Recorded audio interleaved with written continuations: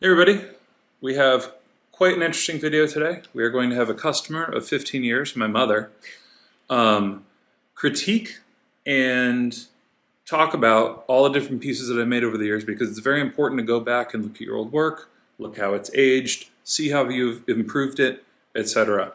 In front of me are a very small selection. She gets the samples, she gets everything. She made me put on a clean shirt, so you're welcome for those of you who have been talking about how I should buy a new shirt. But we're going to go through some of the samples. We have evolutions of designs. We have designs that did not work out. We have designs that you will be surprised how long she carried and how simple they are. And I think this is important because you can't just make a design and put it out in the world. You got to test it. You gotta give a couple people the wallet and say, put it through its paces. You give it 4 months, see what happens to it. We're gonna go through some pieces. Some you've seen made because she carries some of those. Some you haven't. They're 15 years old. And we're gonna talk about what she likes, what she doesn't like, what I would have changed. Some of them are embarrassingly bad to look at, but that's leather work. You get better as time goes on. So let's get into it. Thing I want to focus on is just this little guy because Buckle Guy just started carrying wax canvas. I think it's Hallie Stevenson. And if you're going to do a wax canvas inlay, you want to do it like this. And you can see how the wax canvas is protected on all sides. And this wallet is about 10 years old. You can see it's still being used. And the wax canvas has not frayed. It's fully protected. That's the way that you want to incorporate your wax canvas into a piece of leather because the leather is much stronger than the wax canvas over time. If you put an inlay of wax canvas here where the fold is rubbing up against your jeans, you're going to have all the leather stay perfect and you're going to have to replace the wax canvas. The first thing we're going to talk about is how the long wallet evolved because believe it or not, that is one of the first long wallets that I ever made, and this is going to be in 2007, maybe? So I'm going to have my mom talk about using these things because it's important to get feedback from your customers and your clients and the people using your products. A lot of the times, we're leather workers. We make this stuff, but a lot of us aren't using 15 wallets at a time, and you have the opportunity to get feedback from the people using your wallets to make your products better. So Mom, first wallet there, that was 2007. What did you think of it? I absolutely loved it because I've always loved leather, and it gave me a really classy leather wallet that was different from anything my peers were carrying. I was a professional woman in business at the time. I was traveling, and I just felt very impressive whipping this out to pay for something. It wore like iron. It fit everything. I had pockets to hide extra cash. I had enough for all of the cards I needed to carry, and it had that beautiful hand-sewn feature, and it was an interesting shape. Problem is, the whole thing is made out of 5-ounce leather, so it would bend and break your cards. It didn't, though. It didn't because you had it loaded up. It made it through. And it was always in a purse or a tote bag. Right, it was never in a back pocket. Right. But you can see how under-designed this is. It is very handmade looking. Which I loved. You loved because I'm your son, but when we're talking about full-on production pieces, yes, it could have been better. It was also one of the first to market, especially for a female. So it wasn't from me, not from the world. But for me, as I was traveling and whipping out my wallet, right. it was novel at the time. Well, because it was veg tan too. A lot. I mean, right. Natural veg tan wasn't like it is today, where you're used to seeing it. This was 2007. Distributors thought I was crazy when I was asking if they could just send me undyed veg tan. They were like, what are you going to do with it? And I said, nothing. I'm going to let it age. And they thought I was nuts, but they sent me the leather. So then, I don't know, 2 or 3 years later? Maybe a little bit more. Although I had this one a full 10 years, and the new one I've had 3 or 4 years already. So it had to be 2 years. Yeah, it would have been 2 about years 2 later. years. This is the next birthday present. This is the evolution of this. And now you can kind of see where, well, you can see what happens to dye. It's not a bad thing, but dye does wear down. This is hand-dyed purple. And no repairs to this have been made. No re-dyeing, no nothing. And this was used for a full 10 years every single day. But you can see we still have the buffalo snap. I think there's a logo in there. Open it up. Let's see what's inside. A lot of use. Here's the logo, the quarter leather. The old quarter logo with the Yes. ship's wheel. So that's how you know it's real old.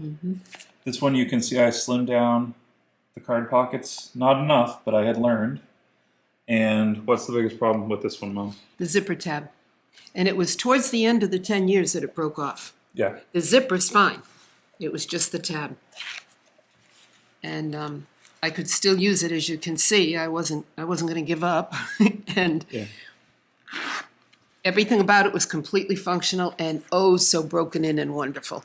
And it was used the full 10 years, but always in either a tote bag or a pocketbook or something that I was carrying it inside. It wasn't exposed to a lot of elements. I also was never good about waxing.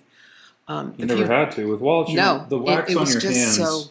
The wax on your hands is usually enough to keep these moisturized. It just brought everything out, and the stitching evolved too. The stitching always got more professional, better, and yet always sewn by hand. Yeah, well, that's because I started using stitching chisels. So in this one, I used a scratch-all to punch all the holes. I didn't know that stitching irons existed. This one finally started using stitching irons, and it's all polyester nylon thread, wax thread. Never had a broken stitch, but this just goes to show that I'm not trying to brag or anything. If you use the right materials, it doesn't matter how bad your design is or how good your design is, the piece isn't going to break. It's just not going to function well. So you want to keep evolving and function, and you want to keep asking your customer what they think so that you can make things better. I like to quote John Mayer. He said, someone who doesn't write songs, it just isn't a songwriter. Someone who writes bad songs is a songwriter, and they get better. If you're afraid of sewing in zippers, which I know a lot of you are, it's better to go to Joann Fabrics, get a couple of cheap zippers, sew them in, than it is to just never sew in a zipper. But with knowledge, with experience comes knowledge. And now we stick with the solid brass, really nice poly tape, and you're not going to have this problem like this wallet had. So then we come to the most recent one, and this was exactly 10 years later. I believe that was your birthday one year, and this was your birthday 10 years after that. This is a Minerva box in purple. It's been used for 3 years now? I think 4. 4, okay. I believe it's been 4. All right. Now, on the outside, I tried to keep it sort of true to form. Took the Western down a little bit. What's the biggest difference? You've got your own snap. Yep. Quarter leather logo. And Buckle Guy actually made these for me 10 years ago. So I've been working with Buckle Guy for a long time. IAS is their custom leg. But this is when you can see I really stepped it up. We got the crimsons in. We started skiving. You know, leatherwork is a process. You're not going to go from this to this overnight. You also have to keep in mind, when I was doing this in 2007, there was no way to learn how to go from this to this or to start at this in a tutorial. There wasn't a video. There was one forum where you could barely learn. They weren't mean. It was just you had to dig through pages and pages and pages to figure out how to do it. So let's open this one up. Here, I'll let you do it. And we can see on the inside, what do we have right there?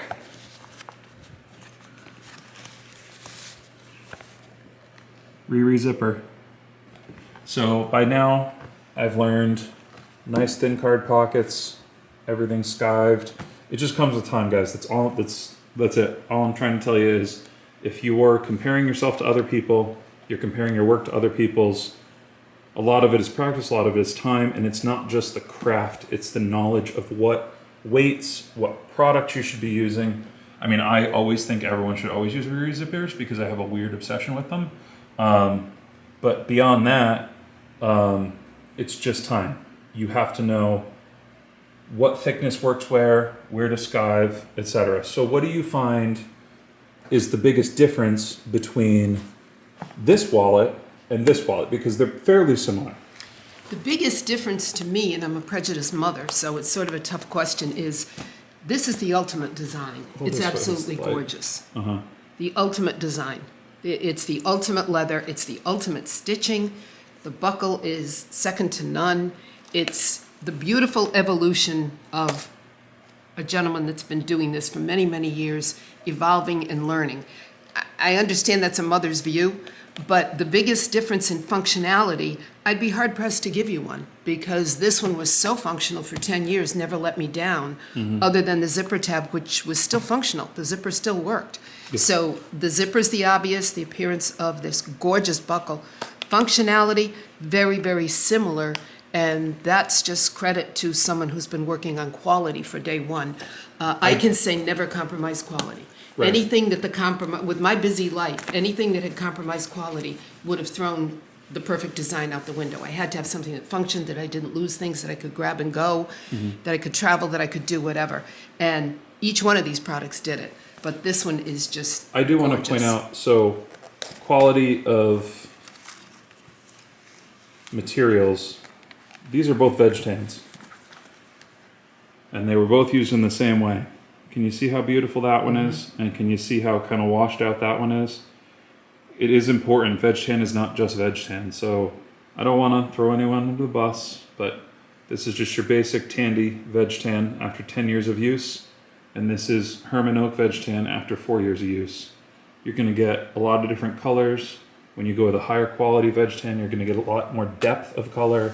This has 20 years in it. It'll be shiny. It'll be gorgeous. This has 10 years in it. You can see it's not a bad look if you don't like if you like a yellow patina. There's nothing wrong with that. But there is a difference, right? All right, so we've talked about the long wallets. We have so many pieces that I don't think we're going to get to all of them, but there is one piece that I want to get to that you've been carrying for 12 years, for 13 years? The mechanics wallet? No, well, we can do the mechanics wallet too, That but one's the oldest, I think, it's not. of steady use. No, yeah, it is, but I steady also use. your card wallet. I want to get to that Yes. Oh, Let's yeah, get to that. absolutely. because I don't want this to be a 40-minute video of us just talking about wallets, but No. I do want to point out this is why it's very, very, very, very important to not only ask your customers how their wallets are doing, how their wallets are performing, but what they would change if anything's broken, and to go back and revisit designs, and to actually test things out in the field before you immediately sell them. Because if you sell a wallet that doesn't work, it's not good. It's not good. I've made that mistake. I've had to replace 20 wallets. I've used the wrong thread. I've used cotton thread that broke immediately. It's not what you want to do. I'm not going to get to bags today, but you guys watched there's a whole series of us making this bag for Mom. This is CLPA, my favorite leather, besides the tumbled deer from, I think it's Wicket and Craig. You watched us make this on camera. This is 2 years in. It's aging wonderfully. It's a little big for my mom. It gets a little heavy. She takes it hiking, and our pass-through strap is nice and broken in. And the color this leather gets is just fantastic. This is the same color that my own bag has, but my bag has 2 years less use on it.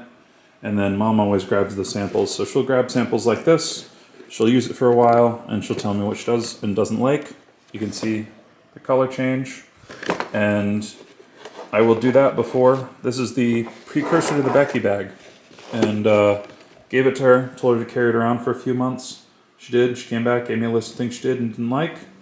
And then this is what she carries all the time because she was in high school and college when these were in style. So she's very happy that these are back in.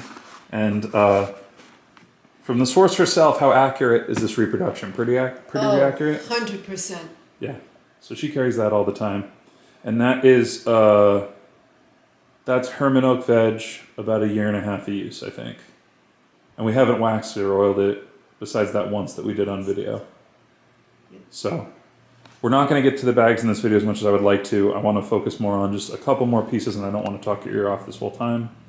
But it is important to note that leatherwork, long-term leatherwork, if you want to make this business a business that you can have for years and years and years, you need to consider all of this stuff, because your work, fortunately and unfortunately, leather doesn't wear out. So you're going to have someone come back in 10 years asking you for a repair, and you're going to have to design in a way that to reduce that as much as you possibly can.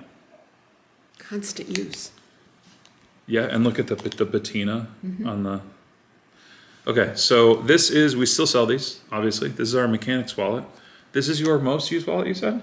It's the longest. I've had it the longest. I don't use it every day, but I grab it for something a little bit lighter, don't have to carry as much. That one has lived in everything from backpacks to pockets to car floors to glove compartments to run to the store. There is not a use that I haven't used because I stick the pen under the flap. Oh, I didn't even, there you go. You can put a pen right there. And back in the days of throwing one check in there, I don't use them anymore, but it has the dual pocket. So we got to point towards the camera. You can do both credit card and money and keep it separate, throw some cards in here. Yeah. And I think that's the longest that it's been not continuous use, but a grab and go when I need it. Yeah, okay. And so, likes and dislikes about this one. There's nothing I don't like. But at first you weren't in love with it because it was a little too thick, right? It was thick and it was stiff. And I looked at it and knew that this was going to go in everything from knapsacks to pouch pockets and in windbreakers to everything. And I needed to get in and out of it in a hurry. And it was very, very thick, but it did not take long to soften to the point of being easy to use. And that was all I needed. Now it's just the perfect, pliable, soft, and it basically can do anything at any time. It is not my everyday wallet, but it could be many people's everyday wallet. Yeah. It is not mine because I have my... You have a luxury of having a selection of wallets. Exactly. As mom, I have the selection of being able to have one for every day of the week if I want. But I still grab it. I have it with me here, visiting. It's still one to throw in a hiking backpack or a jacket pocket.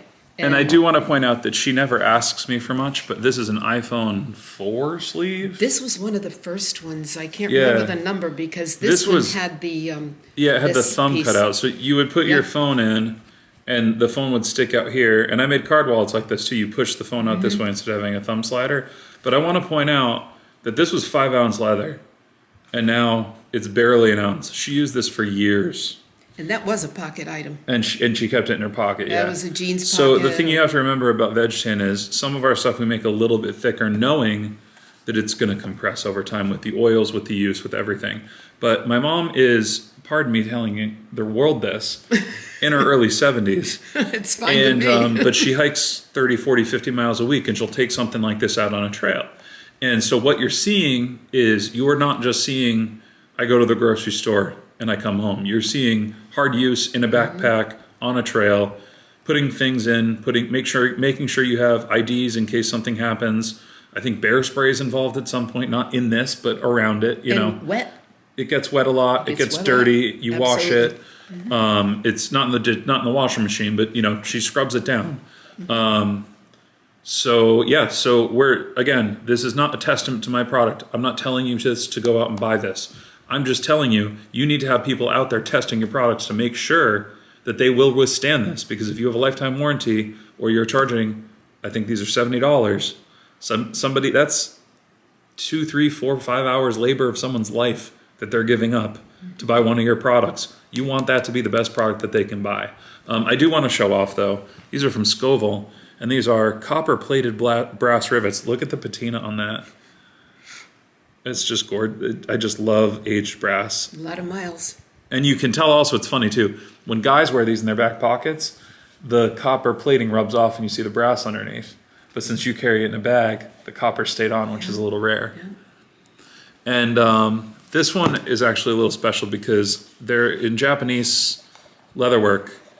You can see there's a mark right there. And these pieces are considered special because there's only one of these that you can make per hide. So in the U.S., we tend to throw away the brand mark or the cow brand, but the marking that the tannery puts on it.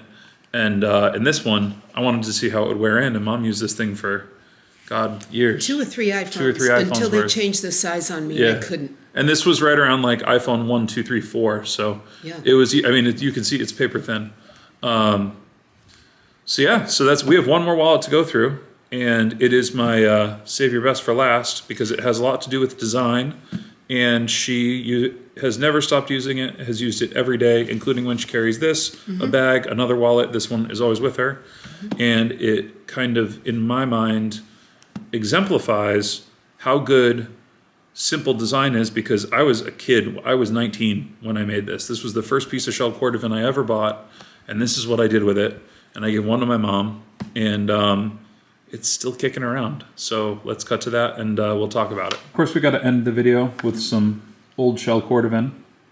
So this is number 8 shell from 2008, and you guys are going to be very surprised at this design. How long have you used this for? Since the day you gave it to me. And every day. Every single day. AARP cards, all the Medical. stuff she doesn't use every Medical day. cards that I want with me. Look at this design though. It's one piece of leather with a strap and 2 rivets, and that's it. So if you want to become a leather worker and you want to dip your toes in, you can make this whole wallet with a rivet setter. That's it. And it will last, and it comes unfolded. This has never been conditioned or cleaned either. Never. In 15 years. Never. I remember there's no stamp on this one, that's why I gave it to you, because this was back before Horween put 80 stamps on their shells. They only put 1, and back then no one wanted anything unless it had a stamp on it. But this is what number 8 shell looks like with 15 years of use and absolutely 0 conditioning. This design, again, one I didn't think would work, but once it gets molded in, has about 20 cards in here, room for 20 more, and tucks right in like that. Comments, concerns, as the customer, how do you feel? I absolutely love the leather, but again, I go back far enough to remember what quality type leather this is. And we used to wear shoes of this leather, and I love it. And it's small enough and versatile enough, it expands, few cards or many cards, and no matter what I'm doing, it can go in a pouch, a bag, a pocketbook. That way a little bit. This one I'm careful of because I like the leather. This one does not get wet, doesn't drop in mud. Yeah. And it carries, the main thing I carry in here is license and medical cards. So God forbid my wallet's stolen, they don't get my license. And medical cards, I need to carry at my age anyway. So wherever I am, whatever I'm doing, it's safe in a pocket, in a pouch or a knapsack or a pocketbook, whatever. And it also is small enough that tucked away, on most days I never use anything that's in it. I very seldom go in it. It's only when I have a need for the one particular card that's in there. And I just absolutely love the leather. There's solid 15 years. Oh, at least. I've only been around. Okay, then 15. this was one of the early ones you made. It was one of the first things I made. There's no stitching on it. And it was beautiful, beautiful leather. And you gave it to me, and this is the one that stays wherever I am with important information. And this one, you guys know, the last few videos we've been talking about. So I started quarter during a recession, and I needed things that I could make quick and make a little bit of a profit margin on. And this was one of those things where it's still shell. You still get a good chunk of shell. And the materials, obviously, as you can see, I keep preaching this. Good leather materials will stay intact no matter how bad the design is if they're used. This wallet was one of the first ones where I realized if I can make something that's simple but works, it'll let me make a little bit of money to pay the bills and get me a little bit away from the hobby, because I graduated with a fine art degree in the middle of a recession, and I needed to make it work as a leather worker. And so this was the first one I made. Mom tested it, and you had this for about a year before I started selling them. And I sold them out of veg tan for, I think $20. You could make, I remember I could make. It was about that. I have some at home. Yeah, and leather was a little cheaper because it was 15 years ago, but I could get 4 of these out of a square foot. So my cost was about, I think it was maybe $3 or $4. Time to rivet. And these are solid brass rivets. You could use pop rivets if you want. But something as simple as this is a product that people will walk by and say, oh, wow, that's really cool. I like it personally because if this were made out of anything other than shell, and if you wanted to clean your shell, I like that this has never been cleaned because we get to see what shell looks like if you do absolutely nothing to it for 15 years. But say this was made out of natural veg, all you had to do is, I'm trying to hide your information here. I don't think there's much, but all you had to do is unfold this, and you can lay this out and condition the entire thing, right? You need to, the only thing you would ever need to replace is a rivet. Customer comes in with a broken rivet, you cut the rivet off, you put a new rivet in. The strap breaks, you put a new strap on. Maybe you dye it, you do like Beto does, you dye it to match this, and that's all it takes. So you not only have an accessible wallet, you have a wallet that is multifunctional because it holds a ton of stuff, and you have a wallet that is accessible to everybody, but is also a unique design, right? That just looks like a folded piece of leather. There's no way that that could work as a wallet. Let me have your cards back. And in reality, it's been carrying Mom's cards for 15 years. Mm-hmm. But it took testing. I did not trust this design for obvious reasons until it was tested. So I think we're going to end this video and say goodbye to Mom for now. She'll come back because we have plenty of other things we didn't even get into. Most we did, but we have a few things. She has, she was a fashion buyer for a long time in the 70s, so she can talk a lot about the retail side of things, and you guys want to know more about business.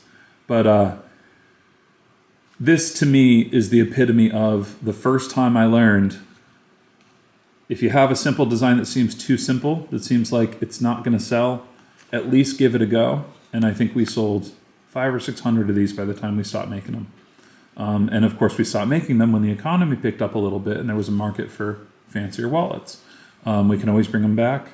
You don't even need a die. I was making these with just cutting 4-inch strips, and I would trace, this was, I think, like a soup can or something, and just round the edges, and that was it. And you can hand cut and assemble one of these in about 20 minutes. So I have been touching on, because we are not necessarily going to the best of economical times, and I know a lot of you guys have decided to make a go at this as a full-time job. You really need to consider getting into these small, easily purchasable, but uniquely designed things, but they don't need to be complicated to be unique. They can be a piece of leather held together by 2 rivets that people don't believe it actually works as a wallet, and you can show them, hey, this works as a wallet. It's 15 years old. So with that, Mom, I'm going to let you close out the video. I usually say thank you guys for watching, and we'll see you in the next one. You can say whatever you want, and we're going to be done. I'm going to thank my favorite son for letting me share this opportunity. It's wonderful meeting your customers and talking about products that I've sworn by and used from the day you started making them at the kitchen table, I might add. That I destroyed. That you destroyed. Absolutely, and I'm very proud of it. Yeah.